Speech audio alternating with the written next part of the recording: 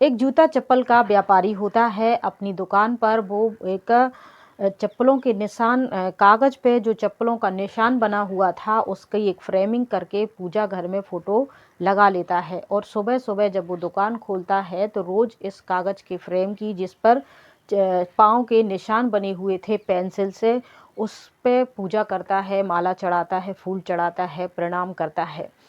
इतने में ही उस दूसरा जूते का व्यापारी जो उसका दोस्त है, वो सुबह सुबह दुकान पे ऐसे ही गपशप करने के लिए आ जाता है और कहता है, यार तुमने ये क्या फ्रेम में लगा रखा है कागज का टुकड़ा, और ये पेंसिल से कौन सी नई पेंटिंग इसमें बना रखी है? ये कोई देवी देवता है या तुमने कोई अपनी दुकान को ज़्यादा से ज़्यादा चलने और ग्राहकी बढ़ाने के लिए कोई टोटका करवाया है? तब वह बताता है कि नहीं यार, इसकी एक ऐसी कहानी है जिसको सुनकर जो एक रहस्य है। और जब वो इस पेंटिंग के बारे में अपने दोस्त को बताता है तो दोस्त की भी आंखें भरवाती हैं। और ये जो व्यापारी होता है, बताते बताते खुद भी रोने लगता है। तो भावुक कर देने वाली ये हार्ट टचिंग स्टोरी जो है, इमोशनल आपको कर देगी। तो ये कैसी कहानी है? ये उत्तर प्रदेश के कानपुर के एक छोटे से गांव की कहानी है। यहाँ ज्योति और उसका पति प्रमोद रहते हैं। दोनों, प्रमोद मजदूरी करता है और मजदूरी में जो भी उसको पैसे मिलते हैं, ये दोनों पति पत्नी अपना घर का गुजर बसर करते हैं। बहुत ज़्यादा पैसों की स्थिति अच्छी तो नहीं है। अब मजदूरी में कितना मिलता है मजदूर समझ सकते हैं और आम लोग समझ सकते हैं। तो यहाँ लेकिन इनका इतना तो कमाई हो जाती थी कि दोनों का जीवन आराम से चल रहा था। और अब दोनों एक बच्चे का प्लान कर रहे थे कि अब हमें भी एक बच्चा कर लेना चाहिए। कुछ दिन बाद ज्योति भी पेट से हो जाती है और जो प्रमोद होता है वो रोज की तरह अपनी मजदूरी करने चला जाता है। जब ज्योति 6 माह पेट से रहती है तब प्रमोद का एक रोड एक्सीडेंट में मौत हो जाती है। ज्योति इससे बहुत परेशान हो जाती, दुखी हो जाती है और आस पड़ोस के गांव के लोग उसकी मदद करते हैं। जैसे तैसे 9 माह कंप्लीट हो जाते हैं और ज्योति को डिलीवरी होती है और एक बच्चा पैदा होता है। बेटा पैदा होता है। बेटे का नाम ये दीपेश रखते हैं। अब दीपेश का भरण पोषण पालन कैसे हो, इसके लिए ज्योति के सामने ही अब मजदूरी करने के अलावा और दूसरा कोई रास्ता नहीं था। गांव वालों ने 2-3 महीने जब ज्योति की प्रेगनेंसी तक तो मदद की। इसके बाद धीरे धीरे गांव वाले भी अपने काम काज से लग गए। अब आगे का काम ज्योति को खुद ही देखना था। तो ज्योति अपने छोटे से बच्चे को गोद में लिए मजदूरी करने निकल जाती थी। कभी घर बनाने की मजदूरी, कभी किसी के घर में झूठे बर्तन मांजने की, झाड़ू पोछा की, जो भी काम ज्योति को मिलता था वो करती थी अपने बच्चे को पालने के लिए।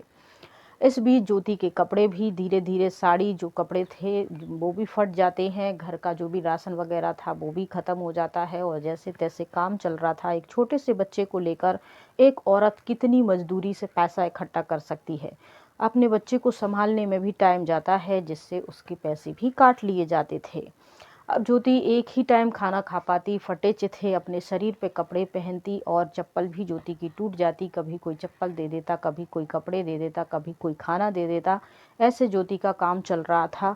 एक वक्त ऐसा भी आता है जब ज्योति के पास खाने को भी नहीं रहता है, लेकिन वह थोड़ी सी भी मेहनत मजदूरी करके अपने बच्चे के लिए ज़रूर पालन पोषण करती है और थोड़े से 2 पैसे बचा के रखती है। वो खुद को भूखा रखती है। खुद के बदन पे कपड़े जो सुई धागा से चिथड़े वाले कपड़े सिलकर वही पहने रहती है। जब ज्योति की चप्पल टूट जाती है तो चप्पल भी वह पहनना बंद कर देती है, लेना बंद कर देती है। और ये संकल्प लेती है कि जब मेरा बेटा बड़ा हो जाएगा, बड़ा पढ़ लिख कर कुछ काम का धंधा करने लगेगा, अब तभी उसकी कमाई से ही मैं चप्पल और अच्छे कपड़े, अच्छा खाना, ये संकल्प लेके पूरा जीवन अपने बच्चे दीपेश पे समर्पित करके रात दिन एक मेहनत मजदूरी करके अपने बच्चे को पालती है। जब लड़का 8 साल का हो जाता है, थोड़ा समझदार होता है, वो जानने लगता है कि मेरी माँ कितनी तकलीफ़ों से मुझे पाल रही है। वो कहता है, माँ मैं काम करूँगा और आप ये चप्पल क्यों नहीं पहनती? आपके पाँव में कितने छाले हो गए हैं।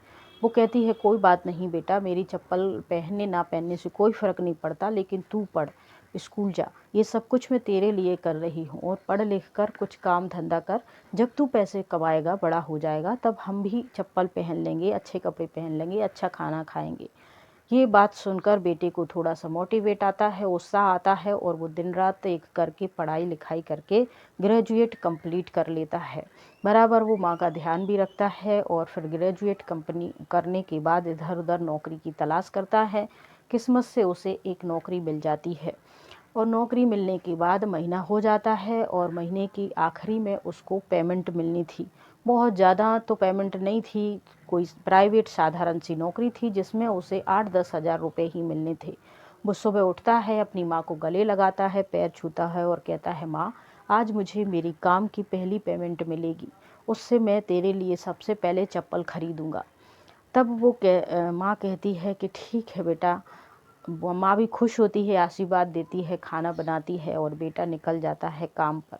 जाने से पहले कहता है, माँ, तेरे पाँव का कौन से साइज़ की चप्पल आती है, नंबर होते हैं 1 2 3, कौन से नंबर की? तब वो कहती, बेटा मैंने तो पढ़ाई लिखाई की नहीं, और चप्पल भी मुझे छोड़े अरसा हो गया है, मुझे क्या पता चलेगा कि कौन से नंबर की चप्पल मुझे आती है। तब बेटा कहता है, कोई बात नहीं माँ, और वह एक कोरा कागज़ ले आता है और कहता है, माँ तुम इस पर अपने पैर रखो। माँ के पैर रख के पेंसिल से वह उस पैरों के निशान बना लेता है, और अपना मोड़ के जेब में रख के ले जाता है। वहाँ उसको पेमेंट मिलती है, शाम हो जाती है, थोड़ा सा गांव से दूर जाना पड़ता था काम करने के लिए। बस 6 बजे थी, 5 बजे ही वो जूता चप्पल की दुकान पे जाता है और कहता है, सर मेरे लिए चप्पल दिखा दीजिए। गांव का समय था, आउटसाइड दुकान थी, तो वो बंद कर रहा था, आधी शटर वो बंद कर चुका था, लेकिन उसने देखा कि कोई कस्टमर आया है, तो वो फिर से खोलता है। उस पे लिखा था राजू बूट हाउस, यानी ये राजू की दुकान थी, और ये इसके पास हर प्रकार की सस्ती उससे बढ़िया से बढ़िया चप्पल और सस्ती हर प्रकार की चप्पल मिलती थी। ये चप्पल का बड़ा व्यापारी था। कस्टमर को देख के उसको लगा कि चलो कोई ज़रूरतमंद है, शटर वापस से खोल लेता है और कहता है, बताइए मैं आपको कैसी चप्पल दिखाऊं। तब वो कहते हैं, आपकी दुकान में जितनी भी महंगी से महंगी लेडीज़ चप्पल है वो मुझे दिखा दीजिए। तब वो थोड़ा सा आश्चर्य लगता है, और युवा को ऊपर नीचे से देखता है। वो सोचता है, इतनी औकात तो नहीं है इनकी कि ये इतनी महंगी चप्पल खरीदें, फिर भी उनकी भावनाओं की कदर तो करनी पड़ेगी। जो कस्टमर ने मांगा है मत दिखा देते हैं, तो उन्होंने वो चप्पलें दिखाना शुरू कर देते हैं, जो भी उनकी दुकान पे महंगी से महंगी चप्पल होती है। इसके बाद एक चप्पल इस दीपेश को पसंद आती है, और वो कहता है, सर ये वाली चप्पल कितने रुपए की है? वो कहते हैं 800 रुपये की है। तो दीपेश कहता है, ठीक है आप यही रख दीजिए। तब ये व्यापारी कहता है कि कौन से नंबर की चप्पल आपको चाहिए है? तब वो जेब में से वो पर्ची निकालने लगता है। इस पर व्यापारी फिर से कहता है, सर कौन से नंबर की चप्पल चाहिए? वो कहता है, रुको ज़रा मैं निकालता हूँ नंबर, और जेब से एक कागज़ निकाल के खोल के उसको दिखाता है कि ये ही इस नंबर की चप्पल है। इस पर कोई नंबर तो नहीं है, लेकिन ये साइज़ है, आप इसको मिला के इस साइज़ की दे दीजिए। तब वो कहता है कि तुम तो समझदार से थोड़े लगते हो, लेकिन इस तरीके से। वो कहता है, ये मेरे माँ के पाँव के सब साइज़ है। मेरे पिता के जब मैं पेट में था मेरे पिता की डेथ हो गई थी। उसके बाद मेरा जन्म हुआ, मेरी माँ ने ही मेरा पालन पोषण किया। माँ भूखी प्यासी नंगे पैर, कभी रेती में चलती, कभी पाँव उसके जलते, कभी कांटे लग जाते, कभी छिल जाते। ऐसी मेरी माँ ने नंगे पैर सारी ज़िंदगी बहुत तकलीफ़ें उठाई हैं, और मैंने ये संकल्प किया था कि मैं अपनी कमाई के पहली पेमेंट से ही अपनी माँ को चप्पल खरीदूँगा। अब माँ ने तो कभी चप्पल मेरे सामने पहनी नहीं, इसलिए माँ को भी नंबर पता नहीं और मुझे भी नंबर पता नहीं। तो मैं इस तरीके से उसका चित्र बना के लाया हूँ। ये व्यापारी ये जब पूरी बात सुनता है तो रोने लगता है, उस कागज़ को लेता है, अपने माथे से लगाता है, चूमता है, और कहता है कि धन्य हो तुम, जो तुम्हें एक ऐसी देवी जैसी माँ मिली, जिसने इतनी तपस्या से तुम्हें पाल पोड़ कर इस काबिल बनाया कि तुम आज 2 पैसे कमाने के लायक हो। मैं ऐसी देवी को प्रणाम करता हूँ, और उसके बच्चे को भी। और रोने लगता है। तो वो कहते, सर आप रो क्यों रहे हैं? तो ये व्यापारी कहता है, मेरी माँ नहीं है, और मुझे हमेशा अपनी माँ की कमी महसूस होती है, और तुम्हारी माँ की बात सुनकर आज मेरी आँख भर आई। तुम बुरा ना मानो तो मैं ये कागज़ अपने पास रख लूँ। और वो कागज़ अपने पास फ्रेमिंग करके उसे मंदिर के पास टांग लेता है, और एक 800 रुपये वाली दूसरी चप्पल कहता है कि ये दूसरे बेटे की तरफ से अपनी माँ को गिफ्ट में दे देना। दूसरा बेटा, तो ये व्यापारी कहता है मैंने तो अपनी माँ को देखा नहीं, मेरी माँ मुझे जन्म देते वक्त ही चली गई थी दुनिया से, इसके बाद से मैं आज तक अपनी माँ की कमी महसूस करता रहा। लेकिन तुम्हारी माँ की जो कहानी मैंने सुनी है उसको सुनकर मेरा हृदय जो गदगद हो गया है और मेरे मन में भी तुम्हारी माँ के प्रति अपनी माँ जैसी फीलिंग आई है। अगर तुम बुरा ना मानो तो जब भी कभी मेरी दुकान की छुट्टी हुआ करेगी मैं तुमसे मिलने, तुम्हारी माँ से मिलने तुम्हारे घर आया जाया करूँगा। इस पर दीपेश हामी भर देता है और 2 जोड़ी चप्पल लेके वहाँ से चला जाता है और घर पहुँचता है। सबसे पहले पैकेट खोलता है, माँ के पैर में चप्पल पहनाता है और ये सब देखकर माँ बेटे आपस में आंखें भर आती हैं, गले लगते हैं। फिर माँ खाना बनाती है और दोनों खा लेते हैं। इसके बाद दुकान की छुट्टी होती है तो ये व्यापारी भी, जो गांव का नाम दीपेश उसे बता के गया था, ढूंढते ढूंढते वहाँ पहुँच जाता है और माँ को प्रणाम करता है। वो कहता है तुम कौन हो? तो वो कहता है कि मैं आपका दूसरा बेटा, वही चप्पल वाला हूँ जो आपका बेटा यहाँ से चप्पल खरीद के लाया था। अगर आपको बुरा ना लगे तो मैं आपसे 8 दिन में मिलने आया करूँगा। मेरी माँ नहीं है तो मैंने जब आपके बारे में सुना तो मुझे लगा कि माँ आप जैसी ही होती है। तब वो कहती है कोई बात नहीं बेटा, उसको भी चाय नाश्ता करवाती है, बैठती है। और ये भावुक कर देने वाली स्टोरी जब वो अपने दोस्त को सुना रहा था तो उसकी आंख से भी टप टप करके आंसू बहने लगते हैं और वो कहता है कि ऐसी कहानी जो है तुम्हारी, तुम्हें एक माँ मिल गई, उसको एक और बेटा मिल गया, इससे अच्छी इमोशनल कहानी और क्या हो सकती है। तो वो कहता है धन्य है वो माँ जिसने अपने बच्चे को इस लायक, इस काबिल बनाया, और धन्य हो तुम जो तुम्हें ऐसी माँ के चरण के निशान मिले जिसको पाकर तुम्हारी तो तरक्की और होगी, आशीर्वाद भी हमेशा तुम्हारे साथ रहेगा।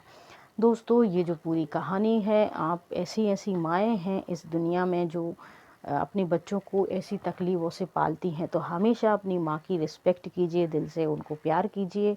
और सैल्यूट है ऐसी माँ को और ऐसे बच्चों को जो आपस में प्यार बनाए रखते हैं। तो आज की जो युवा पीढ़ी है, मैं उनसे इस कहानी के माध्यम से इतना ही कहना चाहती हूँ कि अगर आप एक साधारण सुविधाओं में पले बड़े हो तो माता पिता को अपशब्द या अपमान करने की बजाय हमेशा इस बात का ध्यान रखना कि माता पिता ने आपको किन परिस्थितियों में पाला होगा, कितनी बार वो भूखे सोए होंगे और तुम्हें खिलाया होगा, कितनी बार उन्होंने अपनी ज़रूरी सामान को कट करके तुम्हारे लिए चीज़ें खरीद के दी होंगी, तुम्हें पढ़ाया होगा। तो अब तुम्हारी जिम्मेवारी बनती है कि उनको जो भी चीज़ों की ज़रूरत है वो आप पूरा करें और उनका ध्यान रखें। जय हिंद, जय भारत।